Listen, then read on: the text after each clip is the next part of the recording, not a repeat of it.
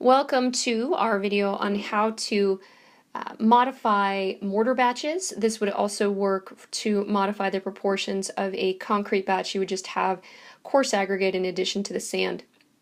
And so what I've done is I've already included the American Concrete Institute ACI proportions for a mortar batch to create 12 2-inch cubes. And so we have our 2,915 grams of sand, 1,060 grams of cement, and of course 514 grams of water. And we really want to work in US customary units, so I've already converted these grams to pounds using the conversion shown up there. And the specific gravity I've also given you for each of the materials. So we're going to need that to be able to convert from volumes to weights and back and forth. And so as just a reminder, we need to look at what specific gravity is and how we find it. So if we wanted the specific gravity for, say, material A, that's really nothing more than the unit weight of material A over the unit weight of water. And unit weight really could be considered density, so except we don't use mass, we use weight. So if I just took the weight of A divided by the volume of A divided by the unit weight of water, I still have specific gravity, which we can rewrite to find the volume of material A if we know the weight by dividing the weight by the specific gravity of that material divided by the unit weight of water. And conversely, we could also, if we knew volume, find weight. So we could just take the volume, multiply it by the specific gravity, and multiply by the unit weight of water, and we could get back out the weight. So we want to use that information to help us find the volume of our ACI sample batch. So we're going to find the volume of the sand first, so we'll take our unit weight in pounds. We can divide that by the specific gravity and then the unit weight of water, which is 62.4 pounds per cubic foot, PCF, pounds per cubic foot. And of course, that's going to give us back out a rather small volume of 0.03901. We do the same thing for cement, so we have our 2.337 pounds. Specific gravity of cement is typically considered to be 3.15, and then still the unit weight of water at 62.4 pounds per cubic foot. That's going to give us a volume back out of 0.011889 feet cubed. And finally, for water, we know we have just a little over a pound of water. The specific gravity of water is just 1, so really we're only dividing by the 62.4 pounds per cubic foot unit weight of water. And that's going to give us back out 0.1816, so less weight but more volume of water. If we add those up, we get our 0.06906 feet cubed, which was what we stated it should be on the handout for this type of batch. Now we could convert that to inches by just cubing 12 and multiplying that. And I'm going to box this answer instead of just underline it to give us some set information.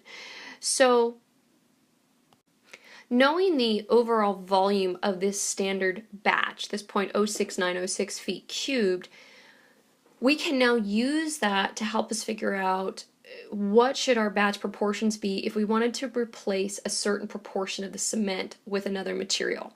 So we're going to do an example here of just replacing 10% of the cement with fly ash.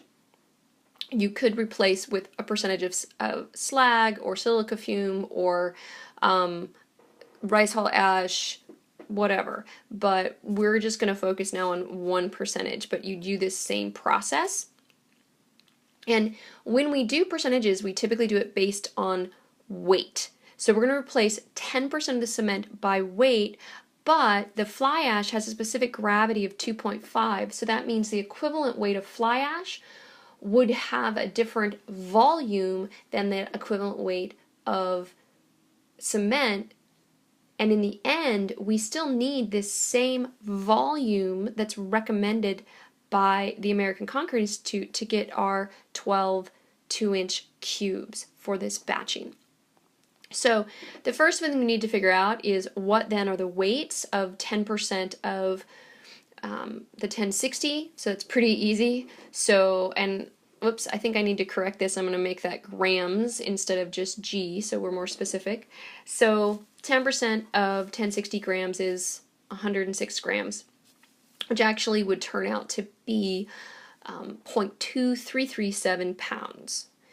And then that would leave us with 954 grams of cement, which is 2.1032 pounds. So we have 2.1032 pounds of cement and 0.2337 pounds of fly ash. So now we can jump in and let's just find the volume that all of our cementitious materials, or CM, our cementitious materials and our water make up, and see how much of our 0.06906 feet cubed that's going to be. So if we start with our cement, and we're going to use the same process that we did in finding the volume of the control batch. So we have the weight of the cement divided by the specific gravity of cement and the unit weight of water, and that's going to turn out to be 0.107 feet cubed. Then we can do our fly ash. So our fly ash, we know, has a weight of 0.2337 pounds, but it only has a specific gravity of 2.5. So we would get a larger volume back out than if that had been all cement. And we get 0.001498 feet cubed. And then we of course need our unit weight of water, and that's not going to change. So we can just pull that from the first example. And if we add this all up, we're going to get a total volume of 0.03036 feet cubed. So our final step is then just to figure out, all right, what's the volume of our sand? And it should literally be nothing more than the volume of the total volume that we want to maintain our 0.06906 feet cubed minus the volume of our cementitious materials and the volume of our water. And so if we take that difference, we would find out that we're going to need a volume of sand of 0.0387 feet cubed. So this is a little smaller than the 0.039 feet cubed that was in the control batch mix. Now it's hard to measure volume because of density. You don't know how dense you have the volume of your sand, so instead we want to measure weight. And so we can just now use the conversion of taking the volume of our sand multiplied by the specific gravity of the sand, which we know was 2.64, times the unit weight of water, and we're going to get back out that the total weight of sand that we need is going to be 6.375 pounds. This is a little less than the initial weight of sand, which was the 6.426. So not significantly different, but this would maintain our same volume, and it's a small batch.